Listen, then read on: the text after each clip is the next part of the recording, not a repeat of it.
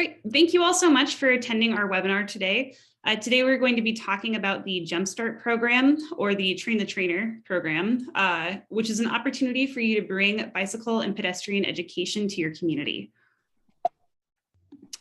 Our agenda for today, first I'll do a quick introduction of the Jumpstart Train the Trainer program. Then we will have Lindsay Huber and Clint Culpepper discuss the nitty-gritty of the bicycle safety education and the pedestrian safety education. And then we're hoping to leave ample time at the end for some questions and answers. Our speakers today are Clint Culpepper with Cycle Oregon. Clint recently joined the technical assistance provider team and will be doing a lot of the bicycle safety education, Train the Trainer Jumpstart programming. And then, of course, Lindsay Huber, which many of you, I'm sure, know. She works for the Street Trust and will be presenting on the pedestrian education portion of this. So what is Jumpstart? Jumpstart is an interactive in-person bicycle and pedestrian safety training. Essentially, you can coordinate with educators in your community, say routes of school coordinators, other school staff and interested parties, and have someone from the technical assistance provider team come and lead an interactive in-person bicycle and pedestrian safety training with you. The purpose of this program is not only to get everyone aligned on pedestrian and bicycle safety education, but to improve program sustainability so that we're not seeing a turnover or having these tools come into the community and then not be used. We want people to be able to implement bicycle and pedestrian safety education any time of year, whenever they can. So we're very excited for this, and we think it'll bring a lot of value into your communities. So we are launching this program in the school year of 2022 and 2023. And we're expecting that we're gonna get a lot of interest in this. So to deal with that, we do have a prioritization and selection process. Coming soon, we're hoping to launch this in July. Your community can fill out an intake form, just explaining why you want to have the training, who's gonna be there, where it would be taking place, and what you're planning to use the education and pedestrian and bicycle safety education for. We do have a bit of selection criteria, as you see listed here. Essentially, we're asking for this because we want to be sure that this is actually going to be used after the training. So we're looking at things like the number of people that are interested in coming to the training, the number of supporters, people who are actually going to be using this, and then looking at things based on location, trying to combine travel when possible. Once you have been selected, your hub lead will assist you in scheduling that and coordinating the bicycle and pedestrian safety education. And again, too, that will be coming out in July for you to use. All right. Nora, is Clint online? He is not. Okay, great. I'm going to jump us ahead then to the pedestrian safety education. So excuse these, getting a little preview. And then I'll pass it off to Lindsay to do the pedestrian safety education portion of this. Thanks.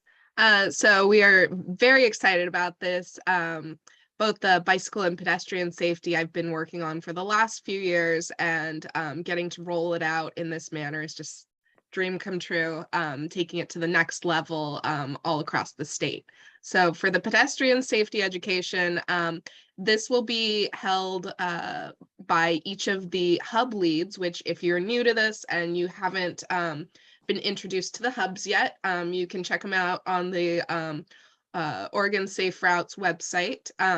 So they are myself, Lindsay Huber with the Street Trust in the Portland metro area, Nora Stolting with Alta Planning and Design in the Coast and Central Valley area, and then Emily here, who's been chatting with you all from Commute Options in Central and Eastern Oregon. So we'll be organizing hubs, our trainings through the hubs in each of these regions. And we will be the ones who will be coming out and doing this education for you. So the Train the Trainer for pedestrian safety education, our target is getting those PE elementary school teachers in so that they can, teach it to the kiddos at the schools. Safe routes to school coordinators, if you have them in the area who can help support, as well as other interested staff and community volunteers who might join as well, because, you know, managing a big group of kids doing pedestrian safety, especially if you go off campus, can be really hard with just one person. So it's awesome if you've got, you know, other staff or super volunteers who want to help support this and make it happen. Our curriculum that we're going to be using is the Neighborhood Navigators 2.0. And the materials, we have a pedestrian safety kit that we're going to be ordering that we will leave with the school for a time, and then it will move on to the next schools and the next areas in the hub. So it'll be shared around, but it comes with the mock crosswalks. If you have seen those before, these they're roadways that are printed onto vinyl, where kids can practice crossing the road safely inside. And then we will also have laminated traffic signs, vocabulary cards, and then the pedestrian crossing rhyme poster. The Train the Trainer should be about up to 3 hours. It's not that long. It's not super intensive. So we may also do some statewide trainings as well, depending on timing. You know, like if we do one of our Safe Routes to School annual meetings, we might have a statewide training there. So stay tuned for information like that as well. Next slide. All right, so as I mentioned, the curriculum will be Neighborhood Navigators 2.0. So this is still in our pilot version, so we will be testing this out and updating it, you know, over this next year or so. You can check it out right now on the Oregon Safe Routes website. But for the pedestrian safety portion of it, it is geared for grades K through 5 with an emphasis on grades K through 3. We're planning as well to not stick super strictly to this because we know that in schools, they have different capabilities and different requirements. So for example, when this is done in PE, you often have to have a lot more movement versus if you're doing it as part of classroom time. You also might have different things about like how much time you can spend. So this is really designed for 2 to 5 days, depending on how much time is available. And you know, we can customize and add more activities or less activities based on what time there is available for the students. We also hope that they would be able to walk off campus and put, you know, these new skills into practice, getting to cross some actual streets. But we also know, just based on the locations of schools and what's allowed at schools, that that's not always available. So we've got a lot of different ways that you can still practice this using those the mock roadways that I mentioned with the crosswalks on there. So we really want this to be very useful for you, and so that the PE teachers can kind of feel ownership over it and make it their own. So we will work with you to help make that curriculum more specific to your school and what you're able to do. All right, Emily. Emily, you're muted, but you might be transitioning to me. Yes. Thank you. Yes. Yeah, we had a bit of a scheduling conflict with Clint. So I'm going to pass it off to Nora, who's going to go through the bicycle safety education. And if you have questions, go ahead and put those in the chat and we'll discuss those during the Q&A. Yeah, thanks, Emily. So Clint really is the bigger visionary behind this portion of the program. So I'm going to try to do as great of a job as him, but if you have specific questions for Clint, I would recommend, we'll have his contact info at the end, but also he will be presenting at each of the hub meetings in June. So we already have the Coast Willamette Valley meeting, but there's the Central Eastern Oregon meeting coming up and Portland Metro. So if you want to meet Clint and chat with him, that will be a great place to do it. But I will do my best. Benefits of having a full team, I can just jump in here and I have most of the background in this program and have helped shape it as well. So as Lindsay mentioned, the pedestrian education And the train the trainer for that will be mostly for early elementary, so K through 3 or 4th grade. The bike safety education will be catered towards older elementary and middle school, so kind of like 4th through 7th or 8th grade.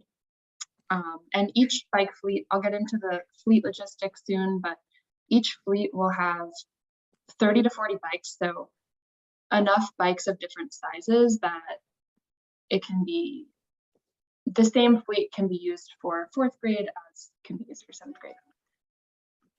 The curriculum, Neighborhood Navigators is one of a few curriculums that will be basing this program off of. I know Clint is also drawing from some Portland Bureau of Transportation curriculum and kind of combining a few different resources to make a some comprehensive lesson plans.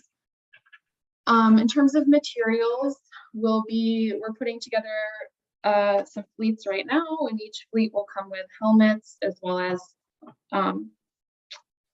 some basic safety supplies and maintenance supplies. Obviously the curriculum materials, and then adaptive bikes. I'll get into the details of that on one of the following slides, but we're making it easy in your intake form to identify if your students may have specific needs, including mobility challenges, balance challenges that might require some special equipment, and we're working with some providers to source those. The train the trainer itself will be 4 to 6 hours, so almost like a half to a full day of both in-class and blacktop experiential instruction. We'd love to, as much as possible, combine these trainings or have them be during times that teachers are already in school for something like professional development opportunity. I know a lot of schools do that in August. So we're flexible in terms of whether you would want to do it after school hours or on the weekend, but as much as possible, we want people to be paid for their time and to be expecting to get trained already. So finding out about those is great. Next slide. This is just an example. I think this is from the Portland Bureau of Transportation curriculum. An example of a drill or a kind of bike activity that the teachers might be facilitating with students. So I actually don't know too much about this, so I won't get into the details, but just an example of like what you might see in the lesson plan itself. Next slide.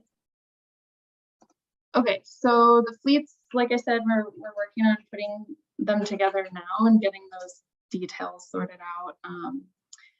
30 to 40 bikes in each fleet, lots of different sizes in there to accommodate different bodies and different ages. Cycle Oregon, so that's Clint, he is our Cycle Oregon representative, is handling all of the delivery. The bikes will come in a trailer, and as much as possible, we'd like to combine, like if different schools within a region or a district are wanting to do train the trainer at the same time, we'd love to bring different schools together and then coordinate the trailer of bikes moving around between the schools during a certain time period rather than having it come like back to Portland and back out. So Cycle Oregon's handling all of that coordination, and the adaptive bikes will also, like, that's why we need to know ahead of time so we can arrange that and get them in the mix with the fleets. There will be a MOU, memorandum of understanding, so that schools can opt to move the trailer bikes themselves. So that's just so Cycle Oregon doesn't have to, so Clint doesn't have to come out if there's schools that are like 10 miles away from each other that are doing this around the same time, the education itself, then we can work something out where the schools will be moving the trailer themselves.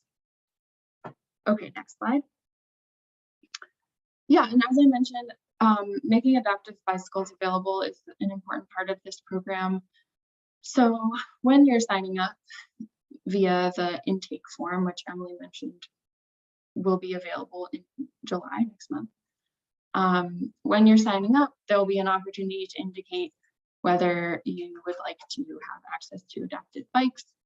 And we've been working with a couple of rental companies that will be coordinating rentals, and some different options for adaptive bikes include like what you see down here on the bottom, a trailer bike, a hand cycle.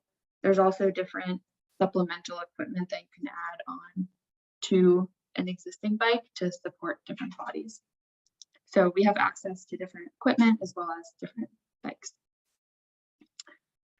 And during the Train the Trainer, if you are using adaptive bikes, we will customize that training to include how to integrate adaptive bikes into the curriculum.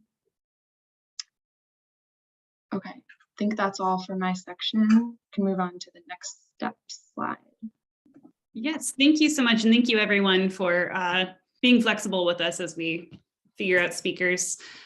Before we move on to questions, I just want to highlight some next steps for going forward if you're interested in the Train the Trainer Jumpstart program.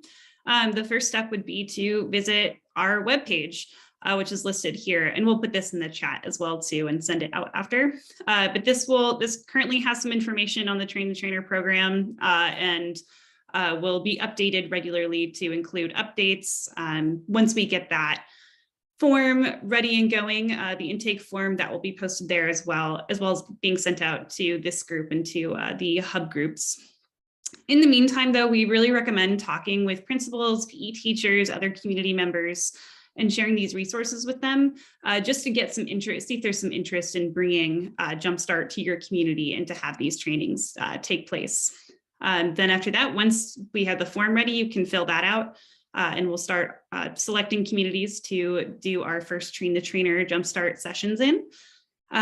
Also to reach out to your hub lead. That would be me if you're in Central, Eastern, or Southern Oregon. If you're in the Willamette Valley or on the coast, that's going to be Nora. And if you're in the Portland area, that is going to be Lindsay.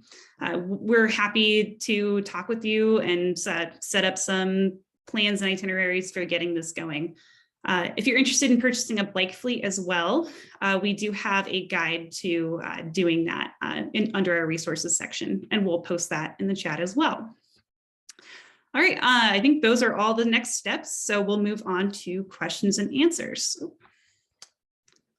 So I see a question from Megan, which is, I'm considering getting certified as an instructor from the Bike League. Would your training be comparable to that certification? And no, they're actually different. So when you get trained as, that's through the League of American Cyclists as an LCI or League certified instructor, you get trained to teach their curriculum, which is, I believe, called Smart Streets or something similar to that. Which is a really good curriculum, but it's a much shorter curriculum and is designed specifically for riding in the streets. You learn a lot of like emergency maneuvers and things like that are really cool, but aren't what we focus on here. So in our curriculum, we're focusing more on like what are the laws, because a lot of times with this, you're teaching kids who have no idea about things like rules of right-of-way. So you spend a lot of time learning about, when you get to a stop sign, who goes first? And learning about, it's based on the different orders. Where do you ride in the road? What are hand signals? So those are very nice complementary classes to do. But this one will be focusing on teaching our specific curriculum. Which, as I mentioned, is a bit different and geared towards a different group than the League's class is.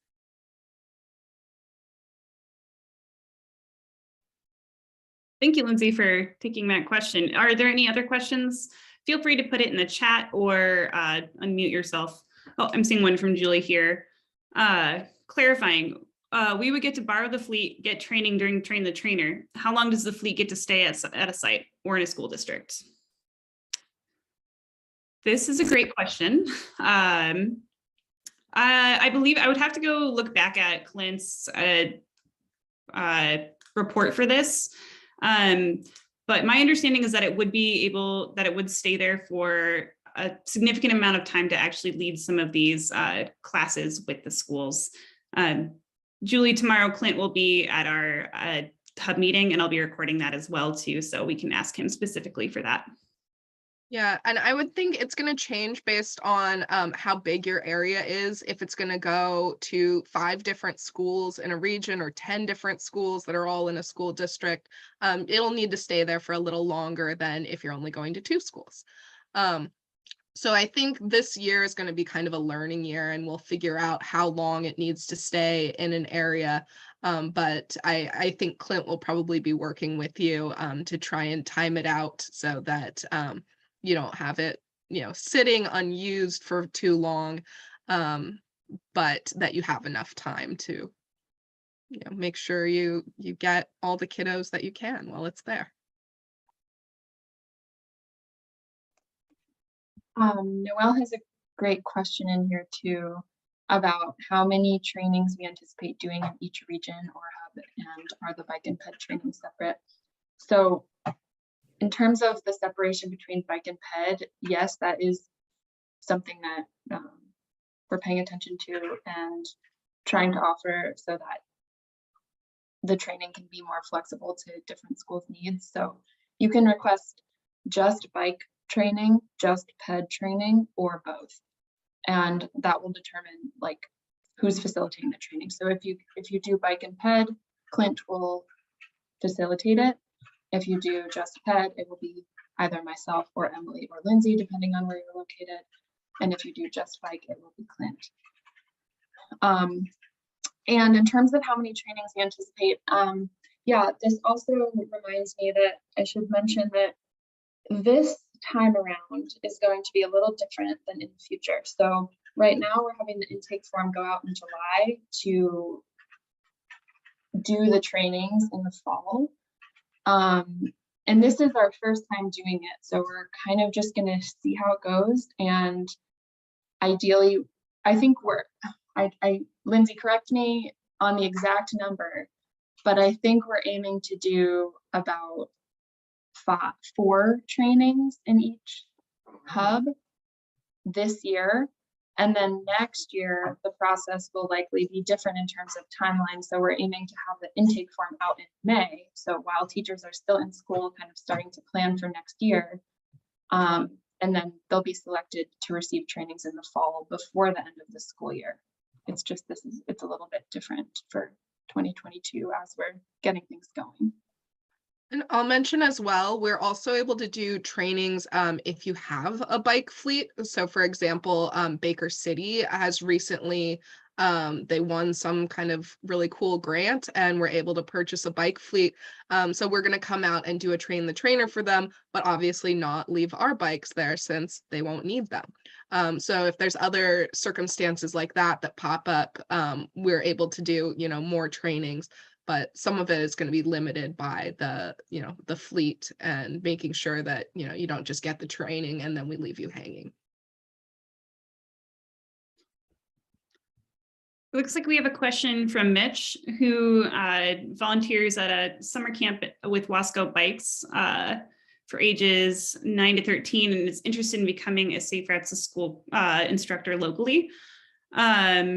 How can you pursue that from this point forward? Mitch, I would definitely recommend reaching out to the info@OregonSafeRoutes.org email. We'll show you that at the end. We can also put that in the chat. And you can speak with one of us to start coming to these hub meetings, again, to going to that webpage with the next steps for the Train the Trainer Jumpstart program. But we're happy to help you individually get through that process and start that process of getting involved in Safe Routes to School locally. And I would also recommend reaching out to people in your community who might be interested in bringing this kind of training to your community and organizing them to fill out that intake form so that we could get out there and hopefully do a training with you. I hope that answers your question. And it could be something like that, if you volunteer with Washco Bikes and help teach with them, that maybe if we come out to do education for a school district in the region, that you could attend that and then take that education back to Washco Bikes without us having to organize a whole training for just one person. So we'll try and be smart like that with, inviting as many people as, these classes would be relevant for at the different trainings we do. Exactly. Yes, this group is very cooperative and happy to hang out together. So we're thankful for that. Any additional questions? Please feel free to unmute yourself or put it in the chat. Looks like we have one from Julie. I'm curious if schools will be aiming for the bike program or PED program being used during instructional hours or after school on weekends, as a PE class or as a bike rodeo. And Lindsay and Nora, feel free to jump in on this too. I believe this program is mostly for instructional hours to be used during PE classes or other classes during the school hours. It could be transferred to additional extracurricular activities as well, though. It's not limited. Just whoever is going to be the one doing the material, they can choose which time they want to do those classes with students. Yeah, I would say primarily we would be focusing on those, PE classes and education that happens during those instructional hours. But so, for example, we've had in our previous iteration of the Jumpstart program, we've had the bike fleet in Roseburg to be used in schools in Roseburg School District, but they've also had the fleet get used in Boys and Girls Club, especially in like summertime and some of those other, less structured parts of the year. So you can still invite those kinds of folks to those trainings. And if the fleet is in your area, that would be a great time to do a bike rodeo and, get the whole community involved. But we probably wouldn't focus on, bike rodeos as the primary usage. But that could be something as well where maybe we don't bring the bike fleet, but still do a training, and then you use that training to host a bike rodeo where people bring their own bikes so that you don't have to have the fleet. I did find the answer to how many sessions we're planning, how many training sessions we're planning on doing. So yes, I was correct for pedestrian. We're planning on doing about 4 per hub, 10 to 12 total for 2022-2023 school year. And for bike, up to 20 sessions for this first year, and then for 2023 to 2024 and 2025, up to 40 sessions per year for bike. So I know Clint is really excited to ramp it up over the years and get more and more schools trained as more bike fleets become available. Philip has a hand up, and then Bailey will get to your question in the chat after that. Go ahead, Philip. Yes, I had a question for you. The city of Milwaukee is going to have a Carefree Sunday event on August 7th. And part of that event is going to be a rodeo, a bike rodeo at one of the churches on Monroe Street. Would that be something that you guys would be interested in? That sounds like a great event. August 7th is before we will have started facilitating these trainings. So we're starting it up with the new school year. So it'll be September that we're starting these. So unfortunately, that timeline doesn't line up with when we'll be doing these, but it's great to know about, and we'd be happy to publicize it in other ways if you send us some info, and maybe if you post something in the chat, some folks on this call might be interested in attending.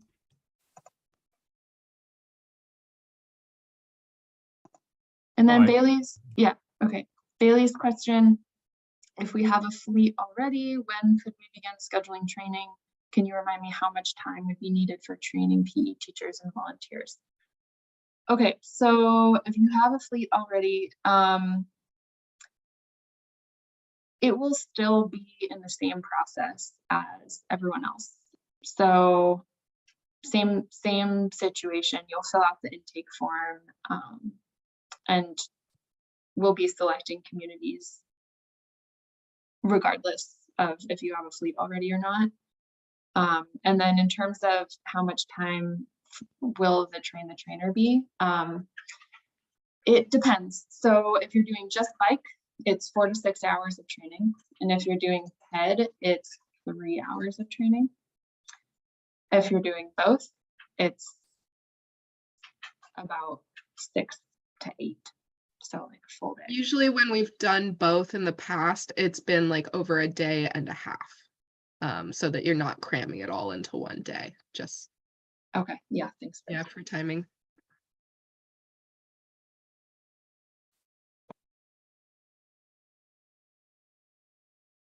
But I'll mention too, often it's different teachers for the pedestrian versus the bike safety, because it's generally the younger kids that are doing the pedestrian. So you don't need, like middle school educators, for example, at that training.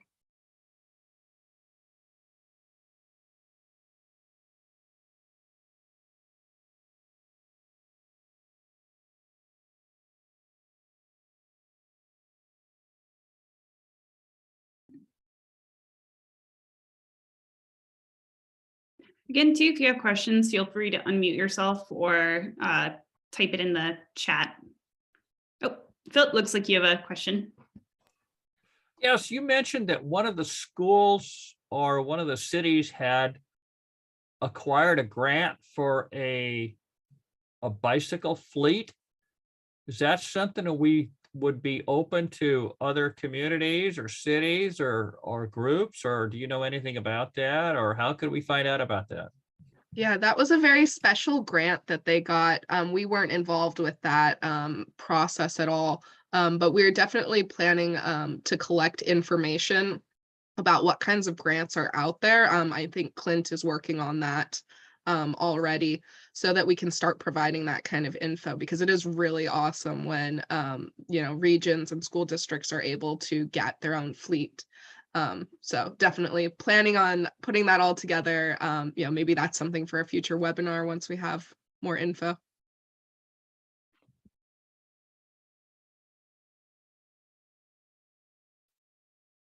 And too, Philip, if you can send me your email, I can contact my contact in Baker City who is part of that grant and see if she has any more information on or advice on applying for those grants.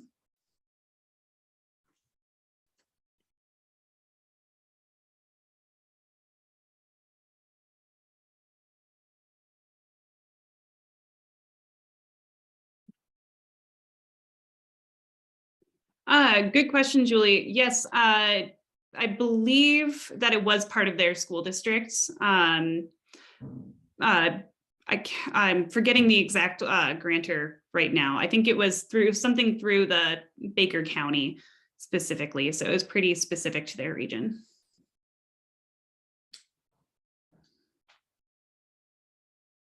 Thank you, Philip.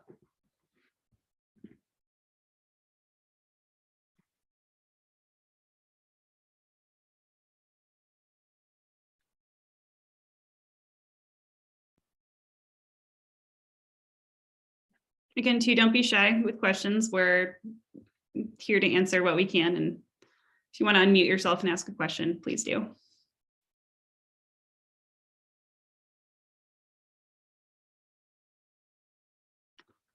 Yes, Philip. So we have recently received the grant for the PIP through Safe Routes to School. And we're kind of looking at the next step, because that's going to come up here in August as well. And then, in the next round, we will be applying for a construction grant. And so in the meantime, this is probably next year. In the meantime, we want to start working on some of this other outreach, like this particular program for training the kids about bicycles and pedestrian safety. And so that's kind of keep the ball moving, if so to speak. So I look forward to working with this, to seeing where this goes in the future. If that is something that we really love to hear. We like to, remind people that the construction and education, it's all together as one Safe Routes to School unit. So I'm glad that you're also thinking about this education and outreach portion as well. In Milwaukee, it sounds like, Lindsay, that would be part of your hub meeting. So perhaps the two of you can talk about exchanging more information on that as well, and getting involved in the hub meetings. Yeah, definitely. And Nicole Perry, I assume you know her. If not, she is on this call as well. She's the Safe Routes to School coordinator for Clackamas County and does a lot of great work out that way, and can give more specific area advice as well.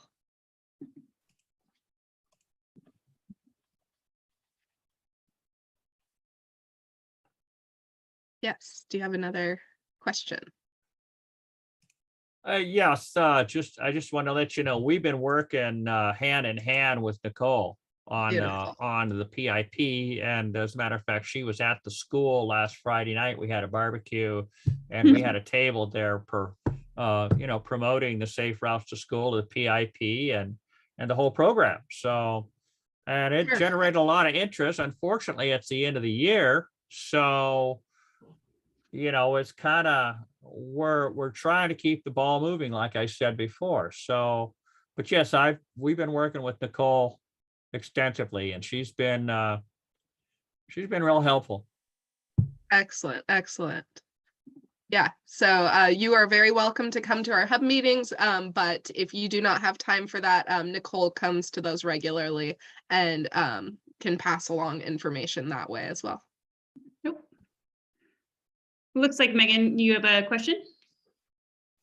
Yeah, hey ladies. I was curious if anybody if any of the PE classes have taken walkabouts or bikeabouts around to do like real world.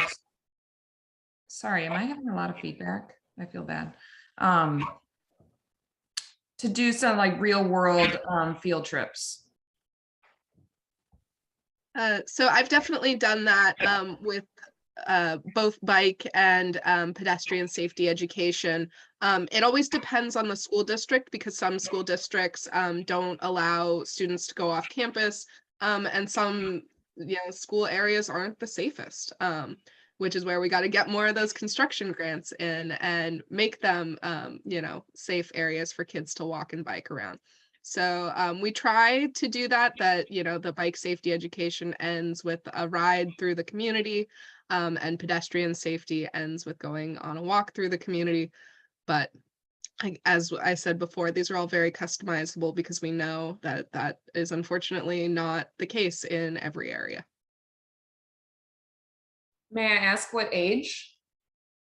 So I've personally done it with the youngest I've done going off campus with pedestrian safety is 2nd grade, and for bike safety 4th grade.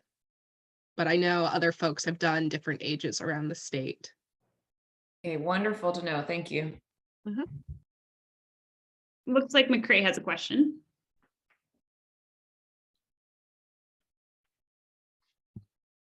Go ahead, McCrae, if you have a question.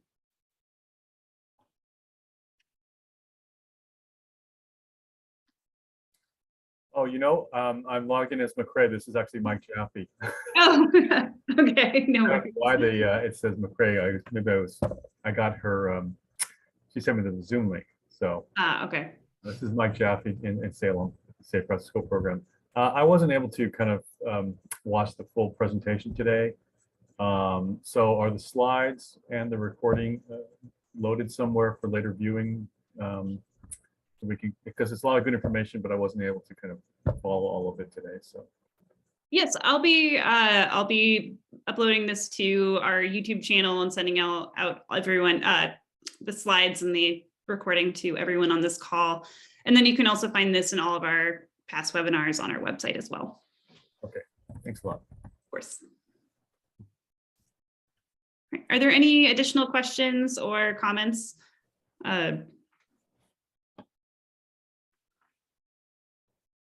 If not, we may wrap up early and let everyone get to lunch. All right, thank you all so much for attending. Thank you again for bearing with us as we work through our challenges with speakers.